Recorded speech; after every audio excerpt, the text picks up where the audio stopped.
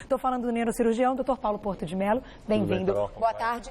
Sempre um prazer tê-lo aqui. Nossa última pauta foi incrível, né? A cirurgia que você fez ao vivo, claro, demonstrando aí, a gente tinha recursos que hoje as empresas fornecem até para que vocês deem aula, sim. Né? E fizemos uma cirurgia ao vivo aqui no programa, que era aquela que colocava o parafuso. Olha, um negócio fantástico. Eu sei que teve repercussão, inclusive, na área médica, sim. Né? Porque os médicos também têm esse interesse. Antes da gente falar até da escoliose, doutor Paulo, como você está aqui, e a gente até tinha batido um papinho nos bastidores antes do programa começar, e a gente teve aí, enfim, o problema que a gente já falou na abertura, que foi o falecimento do Pereira aqui da nossa equipe, que tudo indica que contraiu a dengue. Dá para dizer alguma coisa? Dá, Carol. A dengue é uma doença antiga, muito conhecida. E para o nosso telespectador que está em casa, a sintomatologia é muito parecida com a gripe comum, né? Então, febre, aquela dor no corpo, às vezes dor óssea, uma dor retroocular, ou seja, atrás do olho, que piora com a movimentação dos olhos. Essa é a forma clássica da dengue. E é uma coisa que a gente agora está vivendo um surto epidêmico. Então, tem um aumento muito grande, muito rápido do número de casos. Nós estamos vivendo mesmo, sim. Né? Mesmo que tentem colocar aí que está tudo muito bem, obrigado, não está. E, na verdade, o que a gente vê é que o comportamento da dengue ele tem muita relação com o clima, né? E se espera um aumento ainda maior dos casos, porque a sazonalidade do mosquito, ela joga a gente lá para o final de abril, começo de maio. Eu imaginei que com a mudança do tempo poderia melhorar.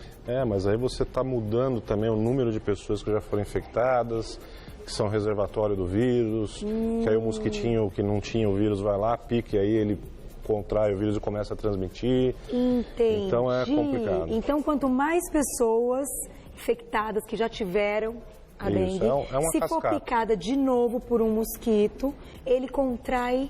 E aí existe o risco da dengue hemorrágica, né?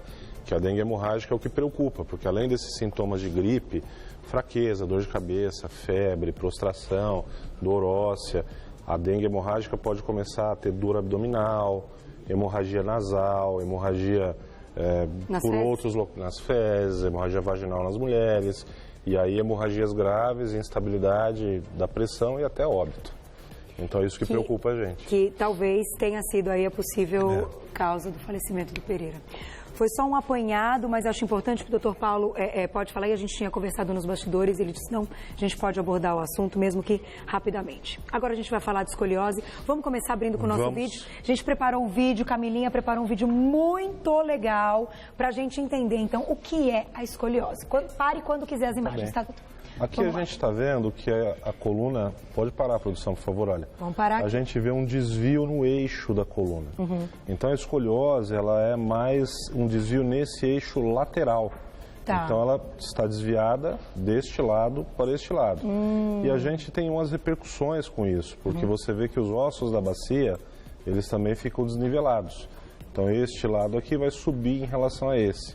E não só isso, a gente é muito frequente observar também em pacientes com escoliose uma assimetria nos ombros. Podemos prosseguir com o vídeo. Tá. Mas isso acontece fisiologicamente? É do próprio corpo? Na verdade, Carol, existem algumas doenças que podem predispor, mas existem, a maior parte dos casos de escoliose, a gente não consegue determinar uma causa. Olha só, então, o próprio corpo, então, conduz, enfim, de alguma maneira para entortar. Pode parar aqui também, produção, por gentileza. Então, na verdade, é a tal da escoliose idiopática, onde a gente não tem causa.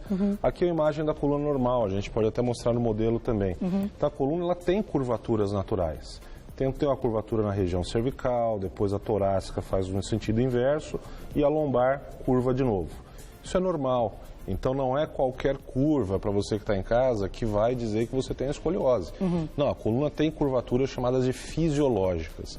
A questão da escoliose é quando essa curva ela acontece no sentido lateral, de um lado para o outro, com a rotação das vértebras, e aí isso pode ter repercussões. Então, podemos continuar o vídeo. Tem mais um pedacinho, tem mais um pouquinho, diretor? Vamos lá, vamos terminar então.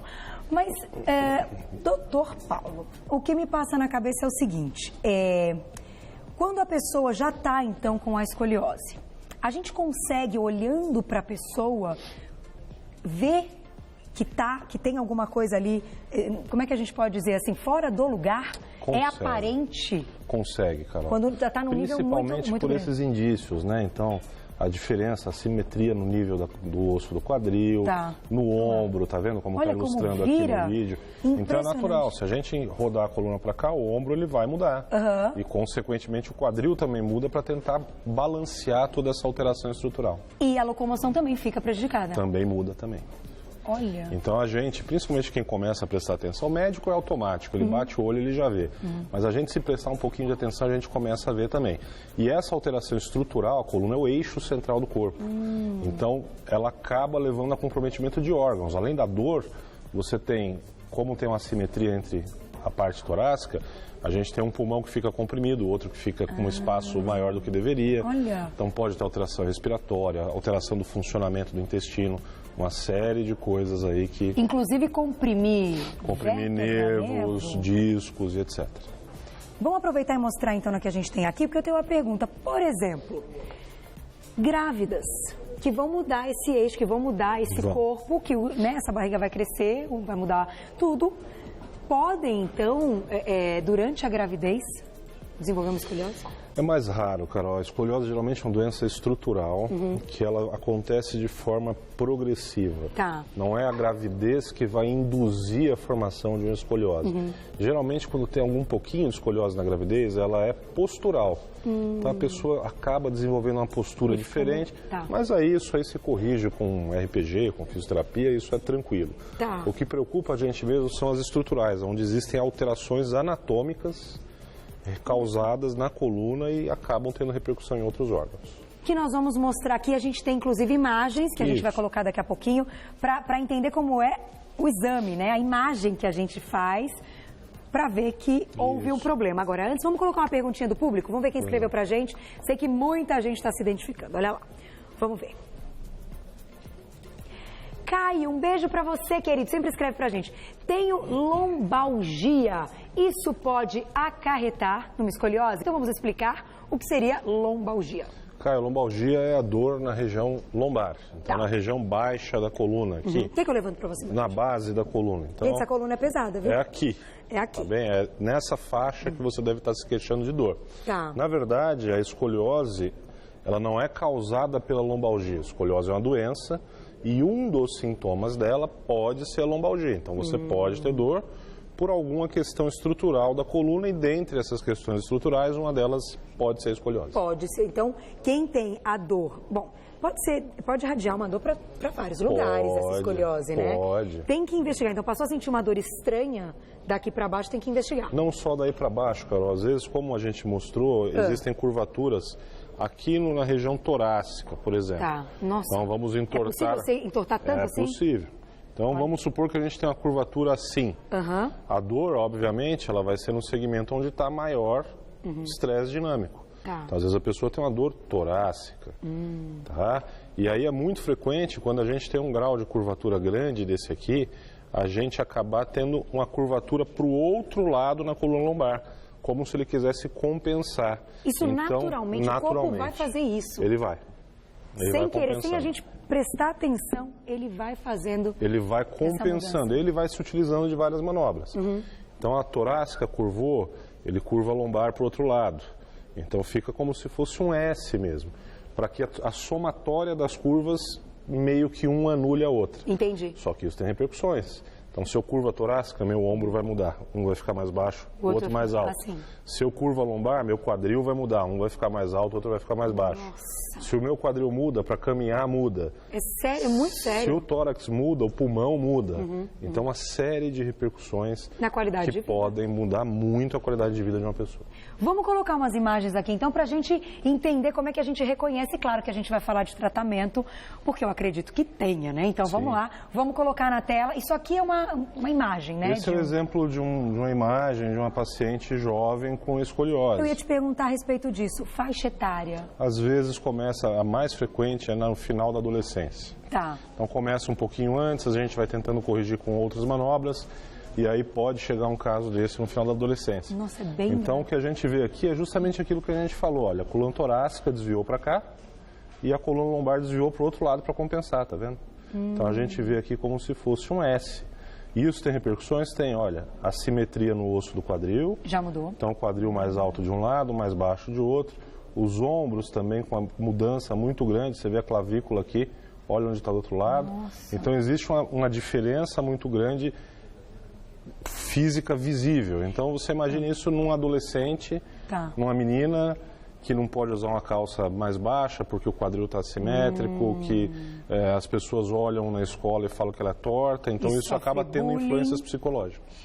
Nesse caso, é uma dor constante de uma paciente com essa imagem? A dor não só ela é frequente, como também existem outras repercussões. Isso aqui, por exemplo, é a área cardíaca, é onde está o coração. Olha como o coração está pertinho da parede do tórax. Então esse pulmão aqui, olha, preto, está bem menor do que esse aqui. Tá. Essa paciente, por exemplo, ela precisava usar medicação como se ela tivesse asma. Para respirar. Resolveu-se a escoliose, sumiu o uso da medicação porque o pulmão voltou à dimensão normal. Já vamos falar do tratamento, vamos colocar só mais uma imagem para a gente conseguir notar essa diferença. Aqui isso é totalmente diferente. É totalmente diferente, isso é um pós-operatório. Então o que a gente nota? Ó? Vamos lá, vamos explicar o que é feito. A gente nota que o quadril voltou, então a gente vê o osso do quadril simétrico, na mesma altura. Os ombros, a imagem aqui está cortada, mas a clavícula está aqui de um lado, está aqui do outro, então está simétrico. E o principal, a gente afastou o coração da parede torácica, o pulmão voltou a ganhar uma dimensão normal, olha só, comparável com o outro lado, e a coluna, que era um S, ela está praticamente reta. Gente, que interessante. Agora, vou fazer uma pergunta usando esse aqui. Claro. O tratamento, então, é cirúrgico? Algumas vezes, Carol. Então, como é que a gente decide isso? As escolioses que são pequenas, elas não requerem tratamento cirúrgico. E a gente mede isso. Então, dependendo do ângulo do desvio, aí a gente vai para um tratamento conservador ou para um tratamento mais agressivo. Entendi. O tratamento conservador é o quê? Fisioterapia, RPG, atividade física. Então, por que a gente faz isso? Porque a coluna, na parte de trás, ela tem duas outras colunas de músculo. E isso forma um triângulo. Então, se eu fortaleço... Em volta aqui? Em volta aqui na parte posterior da coluna. Tá. Então, aqui, tá vendo? Se apoia um feixe de músculo, que vai em toda a extensão, e aqui outro. Então, isso forma um triângulo de forças. Tá. Se eu trabalho na fisioterapia e na RPG, essas cadeias musculares, eu consigo até alguma correção de curva e eu consigo evitar um tratamento cirúrgico para esse paciente. Olha que interessante. Então, deixando esse músculo mais rígido, o músculo mais forte, trabalhado, consegue inclusive mudar a postura do paciente. E isso, para você que está em casa, tem que ser obrigatoriamente com auxílio de um profissional especializado. Por quê? Porque a gente, quando tem uma curva, a gente de um lado tem o músculo um pouco mais flácido e mais comprido e do outro lado o músculo encurtado. Então o profissional vai ter que fazer um trabalho individualizado para alongar o lado que está encurtado e fortalecer o lado que está muito longo. Olha que importante. E aí a gente fazer deixa exames, vários exames. E a gente sempre vai controlando e acompanhando. E no caso da cirurgia, que é o que a gente está vendo aqui na imagem, um pós-cirúrgico, aí a coluna está retinha, né? Voltou tudo ao normal. O que é feito? Tem que abrir as costas inteiras? Na verdade, Carol, a cirurgia ela é feita para as grandes escolioses. Então, as que têm um ângulo de curvatura superior a 40 graus, que é muita coisa. Que é muita coisa. Então, o que a gente faz? A gente solta, a gente realmente desarticula uma vértebra da outra, traz as vértebras de volta para o lugar, só que se a gente soltar, vai voltar para a posição anterior porque o corpo tem uma memória. Entendi. Então a gente tem que travar isso. E a gente trava usando esses parafusos e essas hastes. Olha. Antigamente isso aqui era feito de uma forma convencional, que é aberta, e a gente faz aí toda a desarticulação, e reposicionamento e fixação. Tá. Hoje a gente já começa a ter alguns sistemas que fazem isso de uma forma menos invasiva. E nesse caso tem que ser feita a colocação desses pinos na coluna inteira. Pelo menos até 2 vértebras abaixo do que a gente chama de ápice da curva. Então, aonde a curva começa a fazer a curva, a gente tem que contar pelo menos 2 vértebras para baixo. Entendi. Por quê? Porque aí é uma questão de equilíbrio físico. Tá. Se a gente não faz isso, a coluna e o corpo, eles arrancam os outros parafusos. Olha, por conta de força mesmo. Força é conceito físico. Olha só. Vamos colocar mais uma perguntinha na tela? Vamos ver quem escreveu pra gente. É a Má. Má Ganzaroli, um beijo para você, que linda foto. Quem tem escoliose pode praticar que tipo de esporte? Excelente pergunta. Tem alguma modalidade mais indicada? Então, quais são os exercícios indicados, né? Se no caso a pessoa pode praticar quando tem aí o diagnóstico da escoliose? Pode e deve. A atividade física ela é mandatória para todo mundo, todos deveriam fazer. Na verdade, o que a gente recomenda apenas é que seja uma atividade supervisionada. Então, ou você ir para uma academia que tiver um bom corpo de profissionais para te dar apoio, ou se não mesmo contratar um personal trainer para fazer um programa de fortalecimento e desenvolvimento voltado para isso. Olha, eu tenho escoliose, o próprio profissional vai fazer uma avaliação sua no início, ver aonde está mais encurtado, aonde está mais alongado e vai trabalhar focado nisso. Por exemplo, uma corrida ou pedalar é possível? O paciente consegue realizar ou tem algumas atividades, até pelo impacto, né, porque muda a locomoção desse paciente, melhor evitar? Na verdade, Carol, o que a gente recomenda é que o paciente faça aquilo na medida que o incomoda. Entendi. Atividades de impacto, em geral, tendem a causar um desconforto, mesmo em quem não tem problema na coluna. Você não está treinado, vai sair correndo ou vai sair fazendo uma caminhada mais vigorosa, é normal, no dia seguinte vai acordar meio dolorido, etc e tal. Imagine quem tem um desvio de eixo. Entendi. Então, doeu é um sinal de pare. Vai atrás de um profissional, avaliação médica, fortalece a musculatura, se prepare para correr. Então, correr é uma atividade excepcional, muitos benefícios, porém, você tem que estar preparado. Tem que fazer direitinho, tem que escolher, até o tênis vai mudar tudo isso. Eu acho que a gente tem mais imagem, não tem? Vamos mostrar a próxima imagem? Porque é o seguinte, a gente falou do tratamento e a gente está visualizando aqui, nessas imagens, casos completamente diferentes. Essa é uma imagem do que... Nossa, também está bem... É uma imagem de uma escoliose, de uma grande escoliose, né? Então a gente vê, de novo, né, a simetria dos quadris, a gente vê a simetria do tórax, mesmo as mamas que estão aqui representadas, a gente vê que estão assimétricas também. Meu Deus. Né? Aqui é um caso cirúrgico? É um caso cirúrgico. Então essas linhas que a gente vê traçadas aqui, tá vendo esse pretinho aqui? Todas essas são linhas que o radiologista usa para calcular o ângulo dessa escoliose. Entendi. Então a gente calcula bem no ápice da curva, que é isso aqui que a gente chama.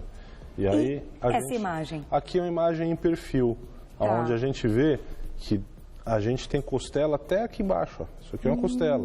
Está quase encostando no osso do quadril. Ou seja, a rotação é tão grande que a caixa torácica está vindo quase no quadril.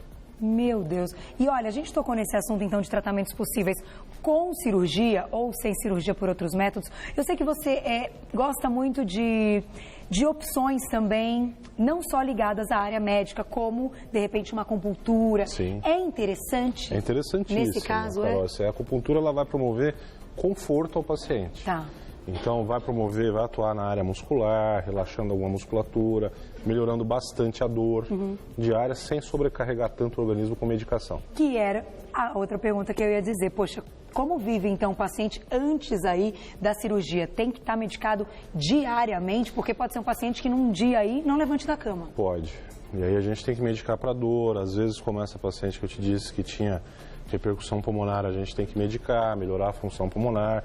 Às vezes a escoliose é tão grande que tem repercussão cardíaca, o coração passa a trabalhar de uma forma meio diferente, precisa medicar a parte cardíaca. Então, uma série de repercussões sistêmicas, o doente acaba tomando um monte de medicação e tendo uma qualidade de vida ruim. E nesse caso, num pós-cirúrgico, eu tenho certeza que alguém perguntou, quanto tempo, doutor Paulo? Porque a gente sabe que vai mexer com a estrutura do corpo todo, é como se reaprendesse a andar, né? Enfim, se locomover. Dá para se recuperar de uma maneira rápida? Dá. Na verdade, a gente tem a literatura, que é feita com base em séries históricas, fala em 6 meses. Hoje, a gente tem 3 meses o paciente reabilitado para a sua vida normal. Olha, isso é ótimo. Eu imaginava... Muito mais tempo. 1 ano. Não, a gente tem... Porque são pacientes muito jovens, na maioria, né, Carol? O que é mais triste, então, porque mais difícil ainda, né? Mas por um lado, sim. Por outro lado, a recuperação ela é muito mais rápida. Entendi. A cicatrização, a readaptação à nova postura. E aí, o fundamental nessa fase de reabilitação, assim, a gente, médico, ele reestrutura a coluna. Quem devolve o paciente para a vida normal é o fisioterapeuta. Entendi. Tá, então aí sem o outro trabalho. A equipe é multidisciplinar. Então eu preciso de um bom fisioterapeuta, eu preciso fazer meu trabalho bem feito e eu preciso de um psicólogo, de uma psicóloga muito focado para atuar nessa área, porque ele vai reconstruir a confiança do paciente, vai reconstruir a imagem corporal do paciente, olha, verdade. O que nem sempre é fácil. Então, o meu trabalho é pontual, eu vou ali, resolvo a estrutura e caio fora. Mas a equipe tem que realmente ter uma responsabilidade grande. Mais uma vez provando que nessa área médica principalmente a gente tem aí um trabalho multidisciplinar. Com certeza. Na recuperação dos pacientes. E o que é muito interessante também, gente, olha, eu me surpreendi com isso que você falou da idade que podem ser mais pacientes jovens. O quanto antes você procurar ajuda... Mais fácil a solução. Sem dúvida, porque com o tempo, essa começou assim, ela vai ficando cada vez pior. Vai piorando. Se a gente não tem nenhuma intervenção, isso vai piorando. Muito boa pauta, parabéns, obrigada mais uma vez. Eu vou passar para vocês, quem quiser entrar em contato com o Dr. Paulo, aliás, outro dia foi semana passada, foi o dia aí do neurocirurgião, isso, né? Dia 14, parabéns, obrigado. Eu te mandei parabéns aí pelo Insta, mas parabéns agora ao vivo, porque... Precisamos muito desses médicos. Eu me falo, gente, mas é um talento tão grande, que Deus abençoe todos os dias as mãos, né, para esses momentos de cirurgia. Quem quiser entrar em contato com o Dr. Paulo Porto de Mello, que é neurocirurgião, pode entrar lá no Insta, segui-lo, fazer as perguntas, que ele sempre responde, ele posta sempre, eu sigo, coisas muito legais. @ppmelo, tudo junto, @ppmelo, ou no site drpauloportodemelo.com.br, doutor abreviado. Você ppode tirar mais dúvidas. Muito obrigada. Obrigado você, um beijo Carol. na sua Carol. Até a próxima. Obrigada.